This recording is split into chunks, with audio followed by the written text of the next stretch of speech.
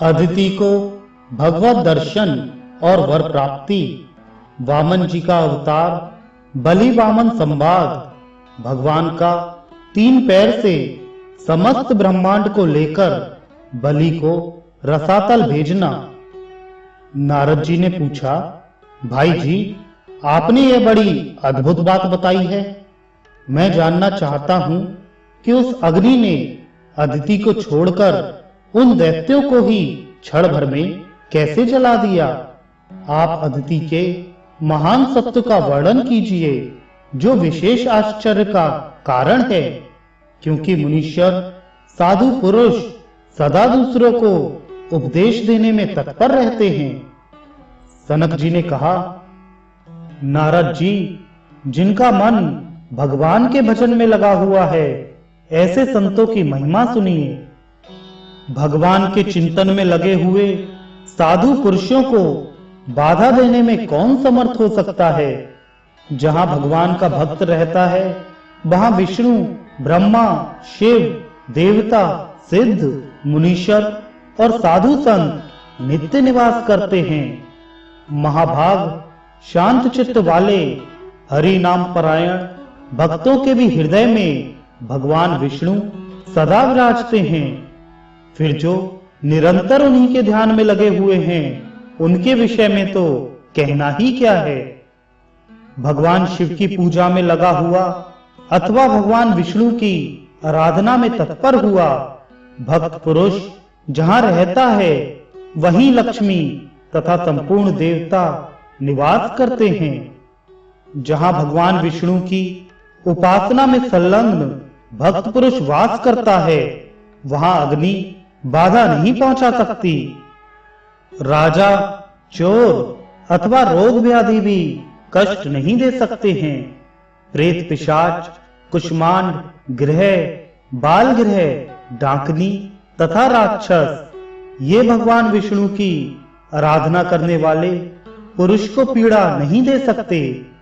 जितेंद्रिय, सबका हितकारी तथा धर्म कर्म का पालन करने वाला पुरुष जहां रहता है, वहां संपूर्ण तीर्थ और देवता वास करते हैं। जहां एक या आधे पल भी योगी महात्मा पुरुष ठहरते हैं, वहीं सब श्रेय है, वहीं तीर्थ है, वही तपोवन है। जिनके नाम कीर्तन से, स्तोत्र पाठ से अथवा पूजन से सब उपद्रव नष्ट हो जाते हैं, फिर उनके ध्यान से उपद्रवों का नाश हो, इसके लिए कहना ही क्या है। ब्रह्मांड इस प्रकार दैत्यों द्वारा प्रकट की हुई उस अग्नि से दैत्यों सहित सारा वन दग्ध हो गया, किंतु देव माता अदिति नहीं जली, क्योंकि वे भगवान विष्णु के चक्र से सुरक्षित थीं। तदंतर कमल दल के समान विकसित नेत्र और प्रसन्न मुख वाले शंख, चक्र, गदाधारी भगवान विष्णु अदिति के समीप प्रकट हुए। उनके मुख पर मंद मंद मुस्कान की छटा छा रही थी और चमकीले दांतों की प्रभा से संपूर्ण दिशाएं उद्भासित हो रही थी। उन्होंने अपने पवित्र हाथ से कश्यप जी की प्यारी पत्नी अदिति का स्पर्श करते हुए कहा। श्री भगवान बोले, देववाता, तुमने तपस्या द्वारा मेरी आराधना की है, इसलिए मैं तुम पर प्रसन्न हूं।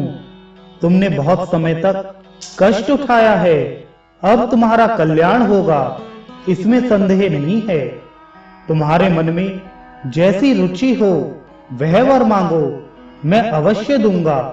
भद्रे, भय ना करो, महाभागे, तुम्हारा कल्याण अवश्य होगा।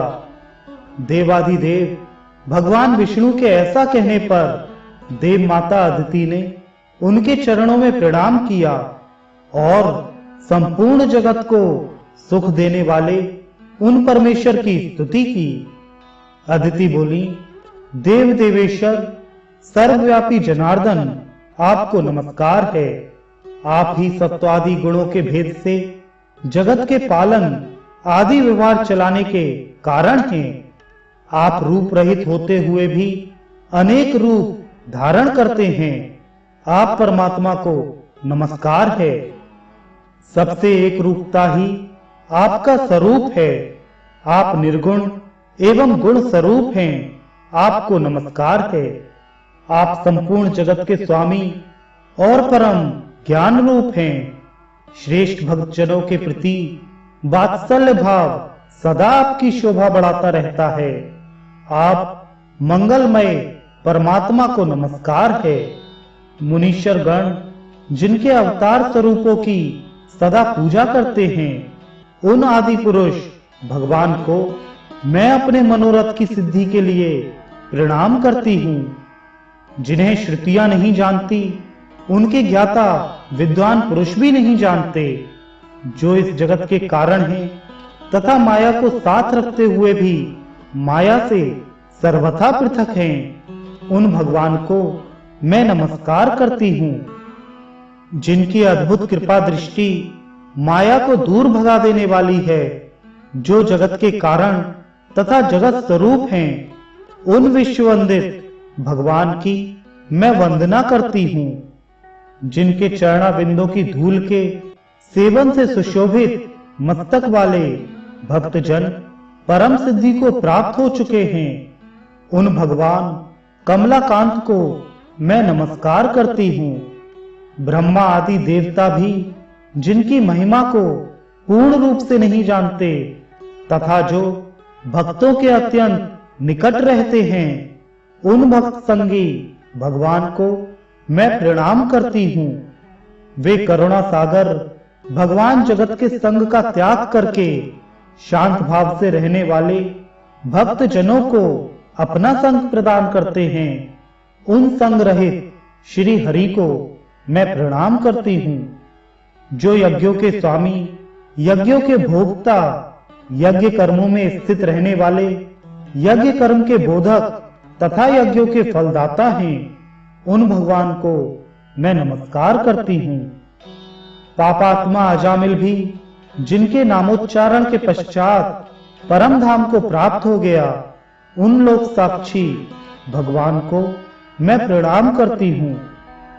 जो विष्णु रूपी शिव और शिव रूपी विष्णु होकर इस जगत के संचालक हैं, उन जगत गुरु भगवान नारायण को मैं नमस्कार करती हूँ।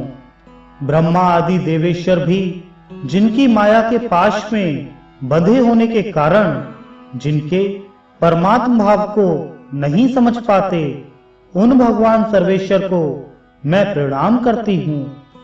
जो सबके हृदय कमल में स्थित होकर भी अज्ञानी पुरुषों को दूरस्थ से प्रतीत होते हैं तथा जिनकी सत्ता प्रमाणों से परे है, उन ज्ञान साक्षी परमेश्वर को मैं नमस्कार करती हूँ। जिनके मुख से ब्राह्मण प्रकट हुए हैं, दोनों भुजाओं से क्षत्रिय की उत्पत्ति हुई है, उरुओं से वैश्य उत्पन्न हुए हैं और दोनों चरणों से शूद्र का जन्म हुआ है। जिनके मन से चंद्रमा प्रकट हुआ है, नेत्र से सूर्य का प्रादुर्भाव हुआ है, मुख से अग्नि और इंद्र की तथा कानों से वायु की उत्पत्ति हुई है।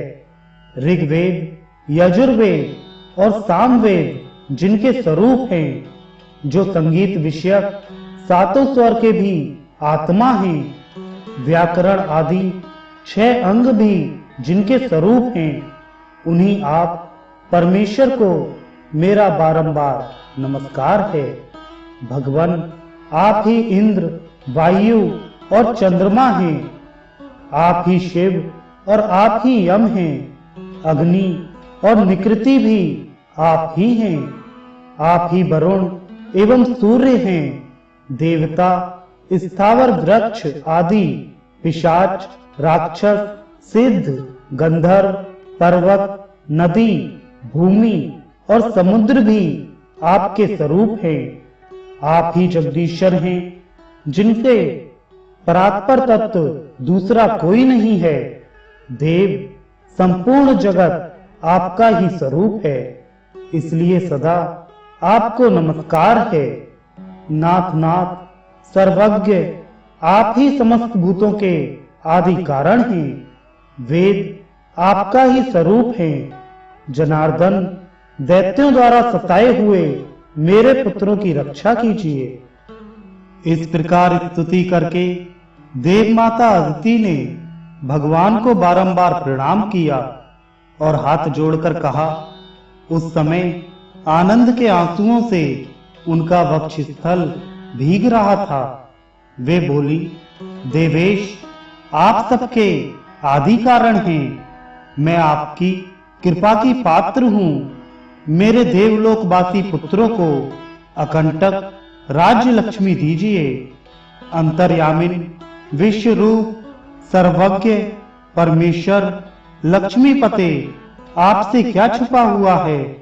प्रभु, आप मुझसे पूछकर मुझे क्यों मोह में डाल रहे हैं तथा आपकी आज्ञा का पालन करने के लिए मेरे मन में जो अभिलाषा है वह आपको बताऊंगी। देवेश्वर, मैं दैत्यों से पीड़ित हो रही हूँ। मेरे पुत्र इस समय मेरी रक्षा ना कर सकने के कारण व्यर्थ हो गए हैं।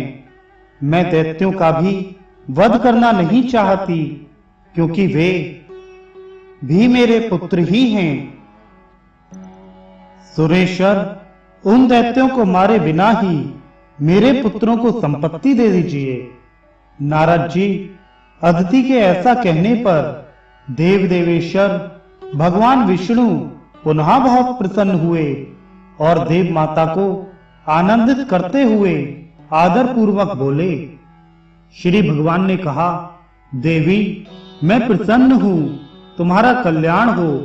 मैं स्वयं ही तुम्हारा पुत्र बनूंगा, क्योंकि सौत के पुत्रों पर इतना वात्सल्य तुम्हारे सिवा अत्यंत दुर्लभ है। तुमने जो स्तुति की है उसको जो मनुष्य पढ़ेंगे उन्हें श्रेष्ठ संपत्ति प्राप्त होगी और उनके पुत्र कभी हीन दशा में नहीं पड़ेंगे। जो अपने तथा दूसरे के पुत्र पर समान भाव रखता है उसे कभी पुत्र का शोक नहीं होता। यह सनातन धर्म है। अदिति बोली, देव, आप सबके आदि कारण और परम पुरुष हैं। मैं आपको अपने गर्भ में धारण करने में असमर्थ हूँ। आपके एक एक रोम में असंख्य ब्रह्मांड हैं। आप सबके ईश्वर तथा कारण हैं। प्रभु, संपूर्ण देवता और श्रुतियां भी जिनके प्रभाव को नहीं जानती, उन्हीं देवादिदेव भगवान को मैं गर्भ में कैसे धारण करूंगी? आप सूक्ष्म से भी अत्यंत सूक्ष्म, अजन्मा तथा परात्पर परमेश्वर हैं। देव, आप पुरुषोत्तम को मैं कैसे गर्भ में धारण करूंगी? महापातकी मनुष्य भी जिनके नाम स्मरण मात्र से मुक्त हो जाता है, वे परमात्मा ग्राम्य जनों के बीच जन्म कैसे धारण कर सकते हैं? प्रभु, जैसे आपके मत्स्य और शूकर अवतार हो गए हैं, वैसा ही यह भी होगा। विशेष आपकी लीला को कौन जानता है? देव, मैं आपके चरण बिंदों में परिणत होकर आपके ही नाम स्मरण में लगी हुई सदा आपका ही चिंतन करती हूँ। आपकी जैसी रुचि हो वैसा करें। श्री सनक जी ने कहा, अदिति का वचन सुनकर देवताओं के भी देवता भगवान जनार्दन ने देव माता को अभयदान दिया और इस प्रकार कहा। श्री भगवान बोले, महाभागे, तुमने सत्य कहा है, इसमें संशय नहीं है। शुभे, तथापि मैं तुम्हें एक गोपनीय से भी गोपनीय रहस्य बतलाता हूँ। सुनो। जो राग देश से शून्य, दूसरों में कभी दोष नहीं देखने वाले और दंभ से दूर रहने वाले मेरे शरणागत भक्त हैं, वे सदा मुझे धारण कर सकते हैं। जो दूसरों को पीड़ा नहीं देते, भगवान शिव के भजन में लगे रहते और मेरी कथा सुनने में अनुराग रखते हैं, वे सदा मुझे अपने हृदय में धारण करते हैं। देवी, जिन्होंने पति भक्ति का आश्रय लिया है, पति ही जिनका प्राण है और जो आपस में कभी डाह नहीं रखती, ऐसी पतिव्रता स्त्रियां भी सदा मुझे अपने भीतर धारण कर सकती हैं। जो माता पिता का सेवक, गुरु भक्त, अतिथियों का प्रेमी और ब्राह्मणों का हितकारी है, वह सदा मुझे धारण करता है। जो सदा पुण्य तीर्थों का सेवन करते, सत्संग में लगे रहते और स्वभाव से ही संपूर्ण जगत पर कृपा रखते हैं, वे मुझे सदा अपने हृदय में धारण करते हैं। जो परोपकार में तत्पर, पराये धन के लोभ से विमुख और पराई स्त्रियों के प्रति नपुंसक होते हैं, वे भी सदा मुझे अपने भीतर धारण करते हैं। जो तुलसी की उपासना में लगे हैं, सदा भगवत नाम के जप में तत्पर हैं और गौओं की रक्षा में संलग्न रहते हैं, वे सदा मुझे हृदय में धारण करते हैं। जो दान नहीं लेते, पराये अन्न का सेवन नहीं करते और स्वयं दूसरों को अन्न और जल का दान देते हैं, वे भी सदा मुझे धारण करते हैं। देवी, तुम तो संपूर्ण भूतों के हित में तत्पर पति प्राण साध्वी स्त्री हो, अतः मैं तुम्हारा पुत्र होकर तुम्हारी इच्छा पूर्ण करूंगा। देव माता अदिति से ऐसा कहकर देव देवेश्वर भगवान विष्णु ने अपने कंठ की माला उतारकर उन्हें दे दी और अभय दान देकर वे वहां से अंतर्धान हो गए। तदंतर दक्ष कुमारी देव माता अदिति प्रसन्न चित्त से भगवान कमलाकांत को पुनः प्रणाम करके अपने स्थान पर लौट आई। फिर समय आने पर विश्व वंदित महाभागा अदिति ने अत्यंत प्रसन्नता पूर्वक सर्वलोक नमस्कृत पुत्र को जन्म दिया। वह बालक चंद्रमंडल के मध्य विराजमान और परम शांत था। उसके एक हाथ में शंख और दूसरे में चक्र था, तीसरे हाथ में अमृत का कलश और चौथे में दधि मिश्रित अन्न था। यह भगवान का सुप्रसिद्ध वामन अवतार था। भगवान वामन की कांति सहस्त्रों सूर्यों के समान उज्जवल थी। उनके नेत्र खिले हुए कमल के समान शोभा पा रहे थे। वे पीतांबरधारी श्री हरि सब प्रकार के दिव्य आभूषणों से विभूषित थे।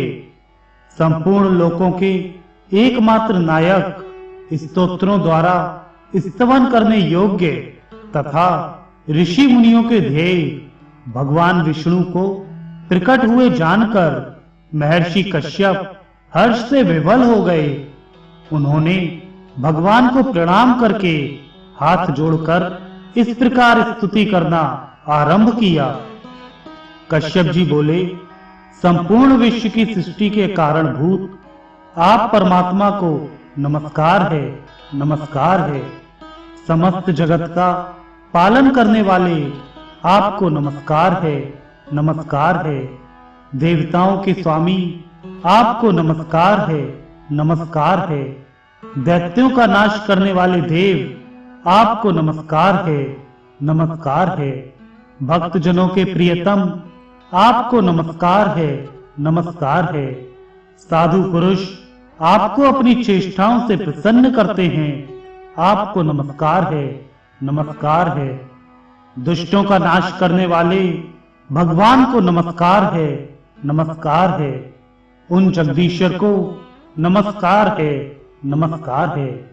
कारणवश वामन स्वरूप धारण करने वाले अमित पराक्रमी भगवान नारायण को नमस्कार है, नमस्कार है। धनुष, चक्र, खड्ग और गदा धारण करने वाले पुरुषोत्तम को नमस्कार है। क्षीर सागर में निवास करने वाले भगवान को नमस्कार है। साधु पुरुषों के हृदय कमल में विराजमान परमात्मा को नमस्कार है।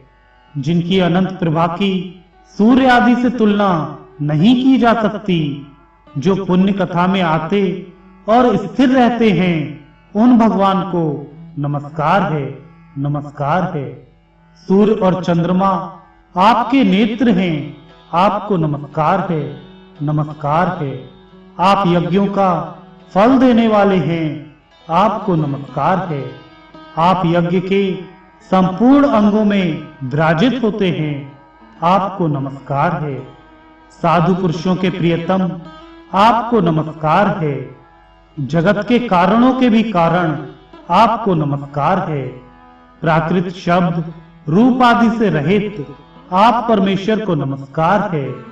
दिव्य सुख प्रदान करने वाले, आपको नमस्कार है। भक्तों के हृदय में वास करने वाले, आपको नमस्कार है।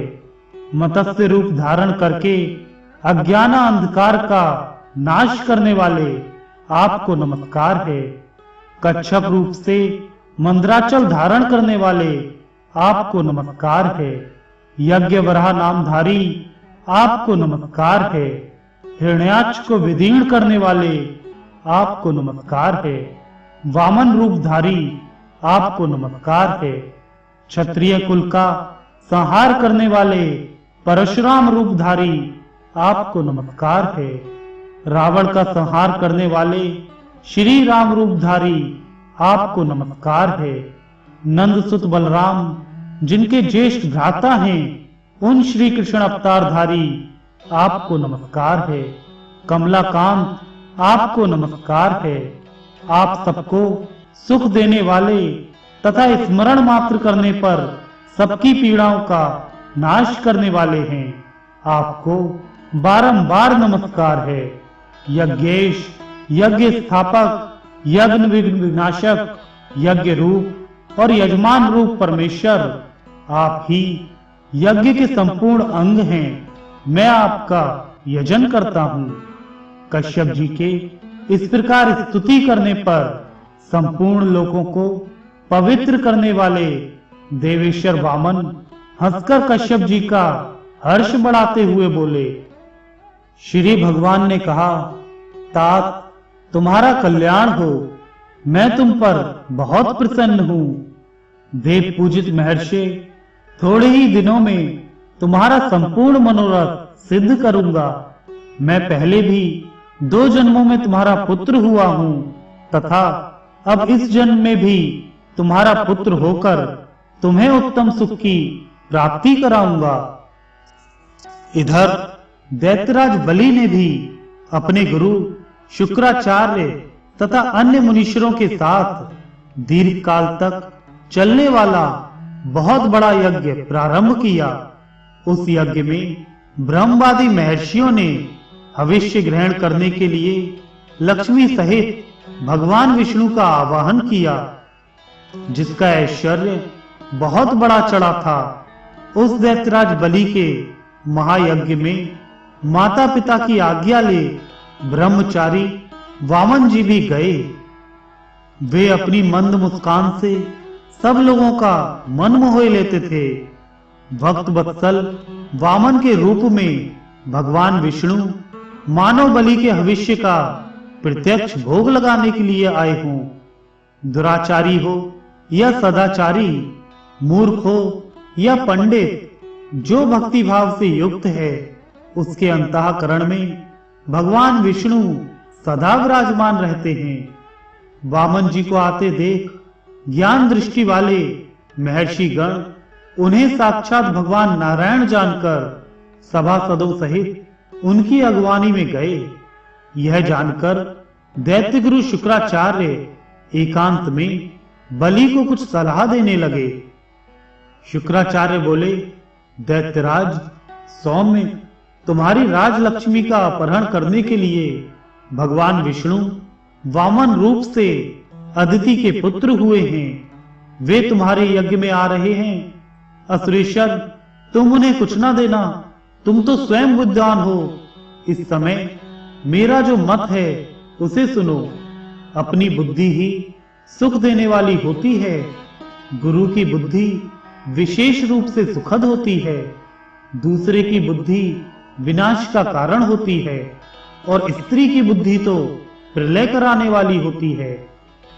बलि ने कहा, गुरुदेव, आपको इस प्रकार धर्म मार्ग का विरोधी वचन नहीं कहना चाहिए।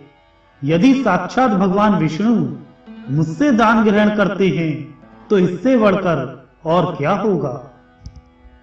विद्वान पुरुष भगवान विष्णु की प्रसन्नता के लिए यज्ञ करते हैं।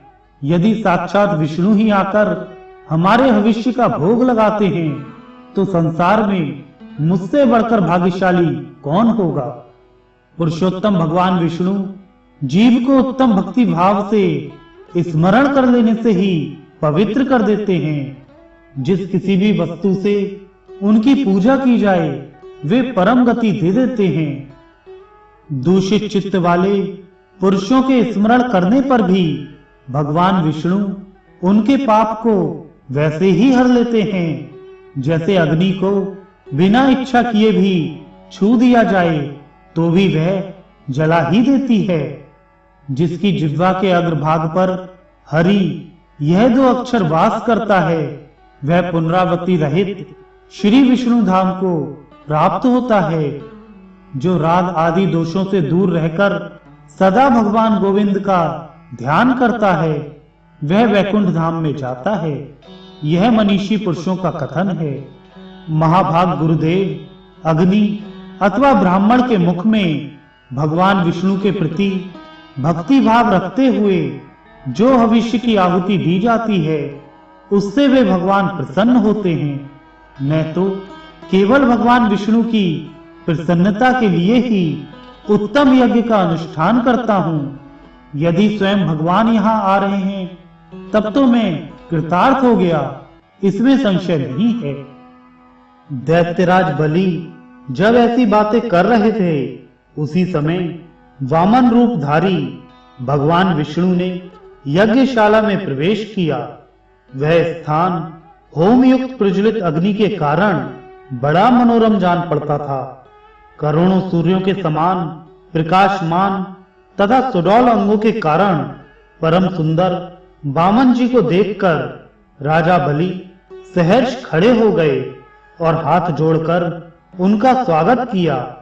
बैठने के लिए आसन देकर उन्होंने वामन रूपधारी भगवान के चरण पखारे और उस चरणोदक को कुटुंब सहित मस्तक पर धारण करके बड़े आनंद का अनुभव किया। जगदाधार भगवान विष्णु को विधि पूर्वक अर्घ देते देते बलि के शरीर में रोमांच हो आया। नेत्रों से आनंद के आंसू झरने लगे और वे इस प्रकार बोले। बलि ने कहा, आज मेरा जन्म सफल हुआ, आज मेरा यज्ञ सफल हुआ और मेरा यह जीवन भी सफल हो गया। मैं कृतार्थ हो गया, इसमें संदेह नहीं है। भगवान, आज मेरे यहाँ अत्यंत दुर्लभ अमोघ अमृत की वर्षा हो गई। आपके शुभागमन मात्र से अनायास महान उत्सव छा गया है। इसमें संदेह नहीं कि ये सब ऋषि कृतार्थ हो गए।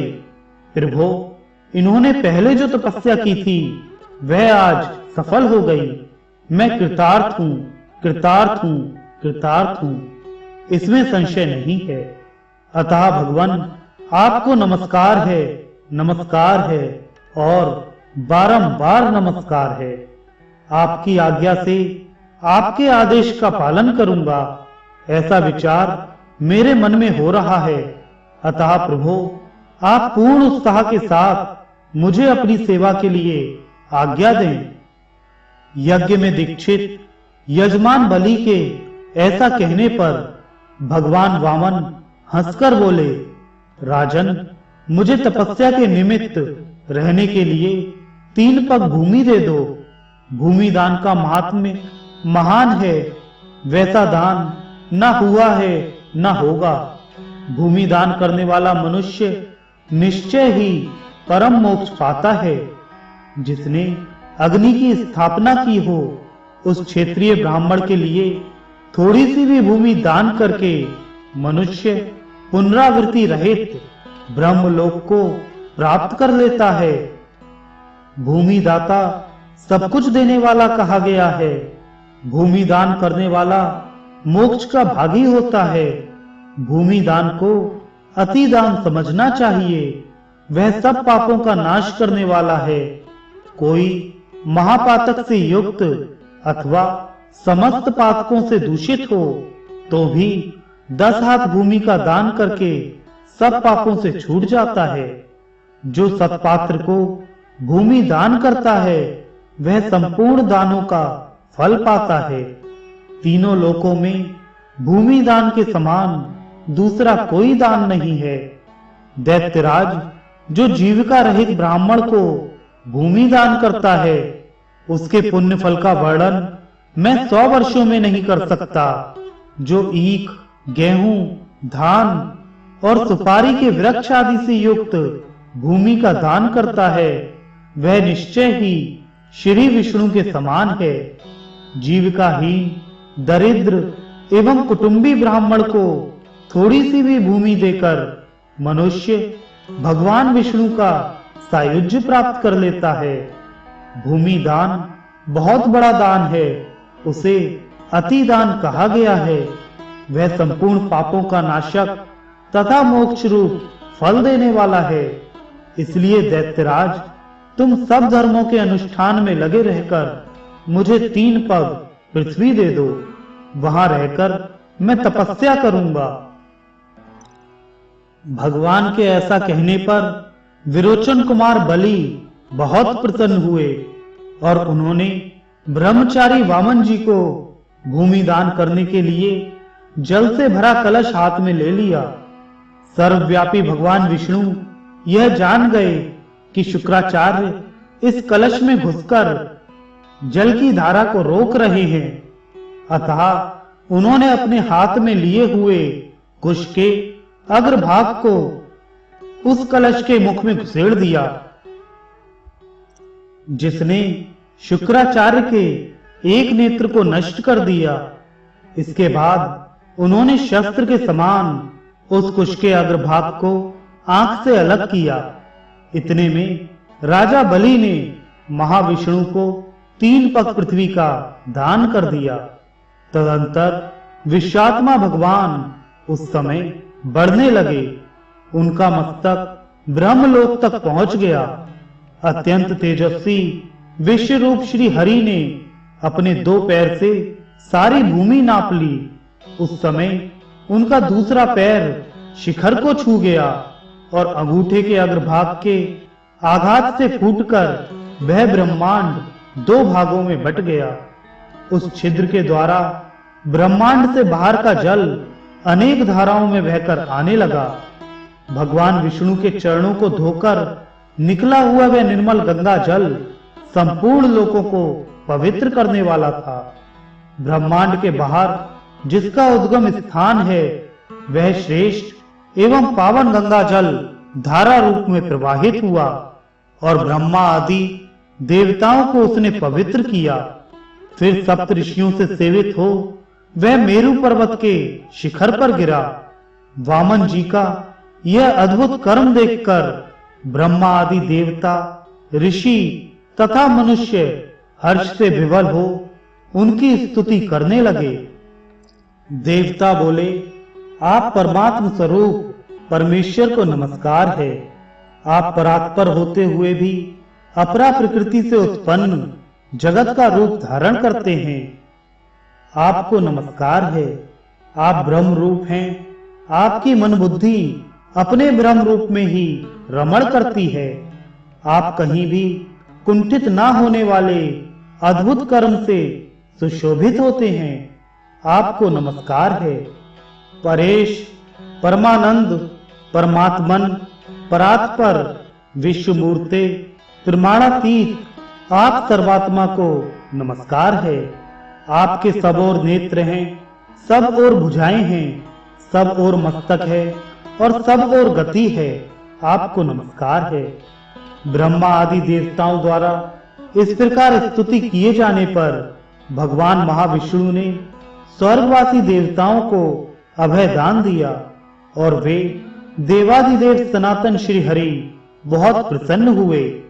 उन्होंने 1 पग भूमि की पूर्ति के लिए विरोचन पुत्र दैत्यराज बलि को बांध लिया। फिर उसे अपनी शरण में आया जान रसातल का राज्य दे दिया और स्वयं भक्त के वशीभूत होकर बलि के द्वारपाल होकर रहने लगे। नारद जी ने पूछा, मुनि, रसातल तो सर्पों के भय से परिपूर्ण भयंकर स्थान है। वहां भगवान महाविष्णु ने विरोचन पुत्र बलि के लिए भोजन आदि की क्या व्यवस्था की? श्री सनक जी ने कहा, नारद जी, अग्नि में बिना मंत्र के जो आहुति डाली जाती है और अपात्र को जो दान दिया जाता है, वह सब कर्ता के लिए भयंकर होता है और वही राजा बलि के भोग का साधन बनता है। अपवित्र मनुष्य के द्वारा जो भविष्य का होम, दान और सत्कर्म किया जाता है, वह सब रसातल में बलि के उपभोग के योग्य होता है और कर्ता को अधापात रूप फल देने वाला है। इस प्रकार भगवान विष्णु ने बलि दैत्य को रसातल लोक और अभय दान देकर संपूर्ण देवताओं को स्वर्ग का राज्य दे दिया। उस समय देवता उनका पूजन, महर्षि गण स्तवन और गंधर्व लोग गुणगान कर रहे थे। वे विराट महाविष्णु पुनः वामन रूप हो गए। ब्रह्मवादी मुनियों ने भगवान का यह महान कर्म देखकर परस्पर मुस्कुराते हुए उन पुरुषोत्तम को प्रणाम किया। संपूर्ण भूत स्वरूप भगवान विष्णु वामन रूप धारण करके सब लोगों को मोहित करते हुए तपस्या के लिए वन में चले गए। भगवान विष्णु के चरणों से निकली हुई गंगा देवी का ऐसा प्रभाव है कि जिनके स्मरण मात्र से मनुष्य संपूर्ण पातकों से मुक्त हो जाता है। जो इस गंगा महात्म्य को देवालय अथवा नदी के तट पर पढ़ता या सुनता है, वह अश्वमेध यज्ञ का फल पाता है।